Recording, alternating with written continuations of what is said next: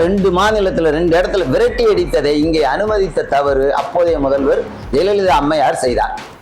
அதுக்கப்புறம் 96ல் அவர் சொன்னார் பாருங்களேன், எவ்வளோ கொடுமையானது. நான் தொலைக்காட்சியில் பார்த்து தான் தெரிஞ்சுக்கிட்டேன்னு. அதான் 1000% பொய், அது 100% பொய்க்கெல்லாம் மேலே. அது பாபு அவர்கள் எங்களுடைய அமைப்புக்கு, மக்களுடைய போராட்டத்துக்கு, ஸ்டெர்லைட் எதிர்ப்பு போராட்டத்துக்கு துரோகம் இழைத்து விட்டார். காவல்துறை சொல்றது நம்ப முடியாது. என்ன நம்ம சென்னையில் பார்த்தோம்ல 2017 ஜனவரியில் போலீஸ் தானே ஒரு தீப்பந்தம் பத்திரமா இருக்கட்டும் ஆட்டோவில் வச்சார்ல, நம்ம பார்த்தோம்ல. அப்போ போலீஸ் சொல்றது எப்படி உண்மைன்னு நமக்கு தெரியும். இவர்களுக்கு நிலவரம் தெரியாது உள்ள என்ன பண்ணாங்க இவங்கன்ட்டு. 2018ஆம் ஆண்டு மே மாதம் 20ஆம் தேதி இந்த பேராசிரியர் அம்மையார் என்ன பண்ணாங்கன்னு இவங்களுக்கு தெரியாது. சென்னையிலிருந்து பெரிய பிரபல கட்சியின் தலைவர்கள் போகவும் கூடாது, நடத்தவும் கூடாது. நாம் ஏற்கனவே தூத்துக்குடி மக்கள் அந்த தியாகிகளுக்கு நினைவு மண்டபம் கட்டணும் நாம கோரிக்கை வைத்துக்கிட்டு இருக்கிறோம். தோழர் வணக்கம். வணக்கம். ஸ்டெர்லைட் மறுபடியும் விஸ்வரூபம் எடுக்கிறத நிறைய செய்திகளை நம்ம பார்த்துட்டு இருக்கிறோம். குறிப்பாக அங்க என்ன நடந்துட்டு இருக்குது ஸ்டெர்லைட் பொறுத்த வரைக்கும்?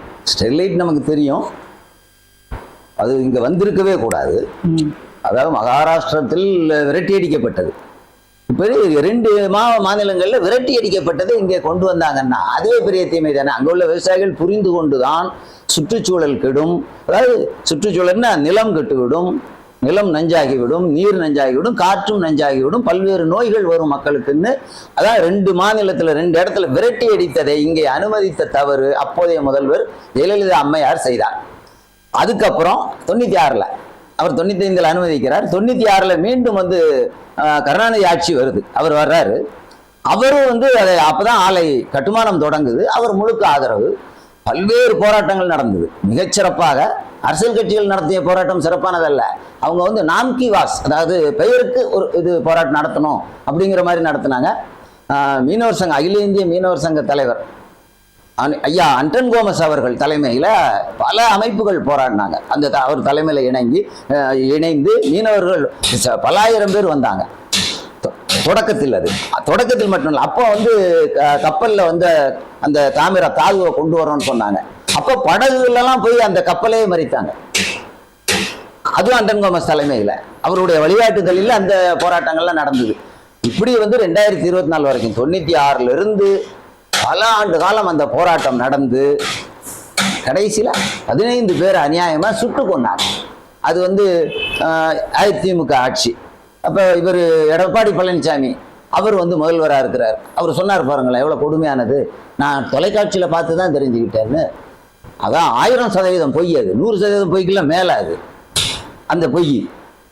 அமைச்சர்னா முதல்வர்னா என்னன்னு மக்களுக்கு தெரியாது என்று நினைத்து கொண்டு பேசுகிறாங்க.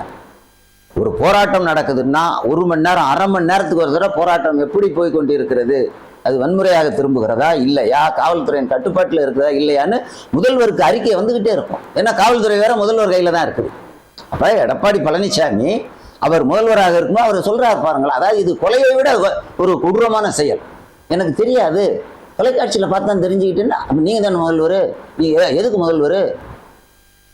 ஆனால் 2018ஆம் ஆண்டு மே மாதம் 22 100வது நாள், அந்த போராட்டத்தின் 100வது நாள், 100 நாட்கள் மக்கள் போராடினார்கள். அதாவது தூத்துக்குடி சுற்றுவட்டார கிராமம் ஒரு 10-12 கிராமத்தில் தினமும் மக்கள் கூடி பேசினார்கள். ஒரு 100 இடங்கள்ல, தூத்துக்குடி நகரத்தில் ஒரு 10-20 இடத்துல, கிராமமா 100வது நாள் மாவட்ட ஆட்சியர் அலுவலகத்தை இப்போ முற்றுகையிடுவோம்னு வர்றாங்க. அங்கே 15 பேர் அதை சுட்டு கொண்டாங்க. அதில் பல்வேறு அமைப்புகள் எல்லாமே கிராம மக்கள் தான். அவங்க தான் அதை ஏற்பாடு பண்ணது. சில அமைப்புகள் அதில் இறங்கி வேலை செய்தாங்க. அமைப்பின் ஊழியர்கள் தினமும் மக்களை சந்தித்தார்கள். 10-15 கிராம மக்கள், தூத்துக்குடி பகுதி மக்கள். அங்கெல்லாம் அதாவது இதுதான் மண் நஞ்சாகியது, நீர் நஞ்சாகியது, காற்று நஞ்சாகியது, பல நோய்கள், புற்றுநோய், பெண்களுக்கு பல நோய்கள், குழந்தைகளுக்கு மூச்சிறைப்பு, இப்படி பல நோய்கள் பார்த்து தான் அந்த எழுச்சி வந்தது. மக்களுடைய அந்த கோபம் ஏன் வந்ததுன்னா அவர்கள் நோய்களால் பாதிக்கப்பட்டார்கள். கண்ணு முன்னாடி தெரியுது ஸ்டெர்லைட்னால நாம் பாதிக்கப்படுறோம்னு. அதனால தான் மக்கள் அவ்வளோ கோபத்தில் இது பண்ணாங்க. ஆனால் நம்ம ஒரு விஷயம் தெரிஞ்சுக்கணும், ஒரு தீமை என்றால் அதை தொடக்கத்திலேயே எதிர்க்க வேண்டும். இது தும்ப விட்டு வேலை பிடிக்கிற மாதிரி தானே. தொடக்கத்திலே எடுத்திருந்தா 15 பேர் நம்ம இழந்திருக்க வேண்டியது இல்லையா அநியாயமாக. அதாவது இளம் பெண்கள், இளைஞர்கள்லாம் சுட்டு கொள்றான. அப்போ அது 95-96ல் எதிர்த்து விரட்டி இருந்தா அதை செய்ய விட்டுட்டோம். சரி, இப்போ பிரச்சனை என்னன்னா அந்த உயிர் ஈகிகளுக்கு, உயிர் தியாகிகளுக்கு பாராட்டு விழான்னு சிலர் வர்றாங்க. அதுல வந்து எந்த நியாயமும் இல்லை. அதை பாராட்டுறதுக்கு நீங்க யாரு?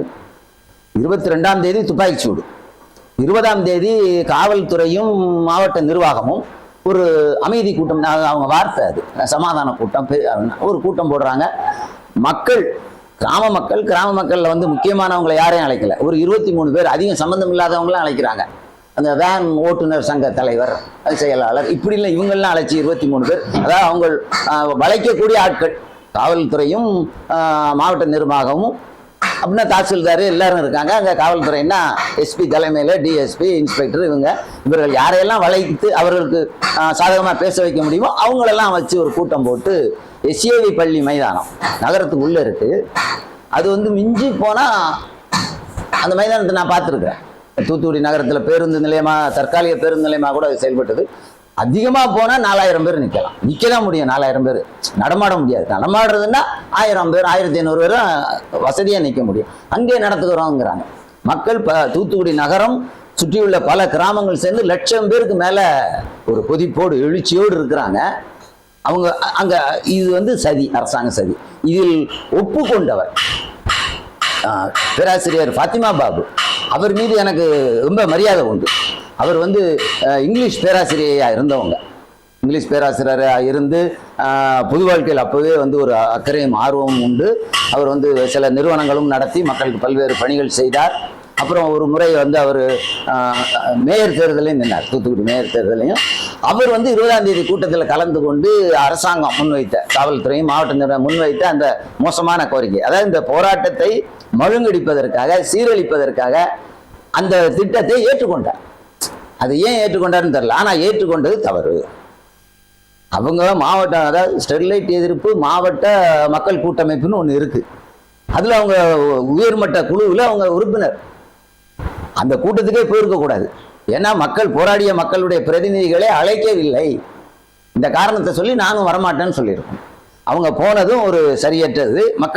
மக்களுடைய முடிவை மீறுவது இல்லையா, அது கூடாது. மக்கள் ஒரு குழு அமைத்து அதில் இப்போ என்னை போட்டிருக்காங்கன்னா நான் அதற்கு விசுவாசமாக தான் இருக்கணும், அதற்கு மட்டும்தான் விசுவாசமாக இருக்கணும்.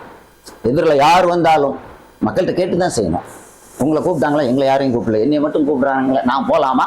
அது இப்படி வேற யாரையும் கூப்பிடாம உங்களை மட்டும் கூப்பிட்டா உங்களை பலகீனமான ஆள்னு எதிரி நினைக்கிறான், நீங்களும் போகாதீங்கன்னு மக்கள் சொல்லியிருப்பாங்க, நீங்கள் போயிருக்க கூடாது. இவங்க அந்த தவறு பண்ணாங்களா? அன்னைக்கு மாலை அந்த கூட்டம் முடிஞ்சு ஒரு மணி நேரத்தில் அந்த வில்லேஜ், ஒரு 7-8 கிராமங்கள், அவங்க மக்கள் செய்தியாளர்களை சந்திக்கிறாங்க. செய்தியாளர்களுக்கு செய்தி வேணும், அங்கே இப்படி முடிவெடுத்து விட்டார்கள், நீங்கள் என்ன செய்ய போகிறீர்கள்? மாவட்ட ஆட்சியரகத்தை முற்றுகையிட அந்த திட்டம் அதே போல செய்ய போகிறீர்களா? ஏற்கனவே அறிவித்தது, அதை செய்ய போகிறீர்களா? இல்லை எஸ்ஏவி பள்ளி மைதானத்திற்கு அங்கே அப்படி முடிவெடுத்து விட்டார்கள். ஃபாத்திமா பாபு அவர்களும் கலந்து கொண்டார்கள், அவரும் சேர்ந்து முடிவெடுத்தார்கள். அப்படி அந்த எஸ்ஏவி மைதானத்திற்குள் உங்களுடைய போராட்டத்தை சுருக்கி கொள்ள போகிறார்கள். அதெல்லாம் நாங்கள் சுருக்க மாட்டோம். இன்னைக்கு 98வது நாள், நாளைக்கு 99, 21ஆம் தேதி, 22ஆம் தேதி 100வது நாள். ஏற்கனவே அறிவித்தபடி, உலகத்துக்கே அறிவித்தபடி நாங்கள் மாவட்ட ஆட்சியர் அலுவலகத்தை முற்றுகையிடுவோம், அதுதான் நடக்கும். இவர் ஃபாத்திமா பாபு அவர்கள் அந்த உயர்மட்ட குழுவில் இருக்காங்க. அவர் இதே வார்த்தையை மக்கள் சொன்னார்கள், எங்களுடைய அமைப்புக்கு, மக்களுடைய போராட்டத்துக்கு, ஸ்டெர்லைட் எதிர்ப்பு போராட்டத்துக்கு துரோகம் இழைத்து விட்டார், நாங்கள் அவரை அந்த உயர்மட்ட குழுவிலிருந்து நீக்குகிறோம் என்று செய்தியாளர்கள் முன்னிலையில் மக்கள் அறிவித்தார்கள். இது நடந்தது. இது எதுல இருக்கு, எப்படி நீ சொல்ற, என்ன ஆதாரம்னு நீங்க கேட்கலாம். அது நியாயமான வினா, அதை நான் ஒத்துக்கிறேன். இந்த அம்மா, இந்த பேராசிரியர் அவர்கள், ஃபாத்திமா பாபு அவர்கள் பியூசிஎல், மக்கள் சிவில் உரிமை கழகம்ங்கிற அமைப்புல, அது இந்தியா முழுக்க செயல்படுற அமைப்பு, பல மாநிலங்கள்ல 10-15 மாநிலங்களில் செயல்படுற பெரிய மனித உரிமை அமைப்பு. தூத்துக்குடியிலையும் அது இருக்குது, வலுவா செயல்படுறாங்க.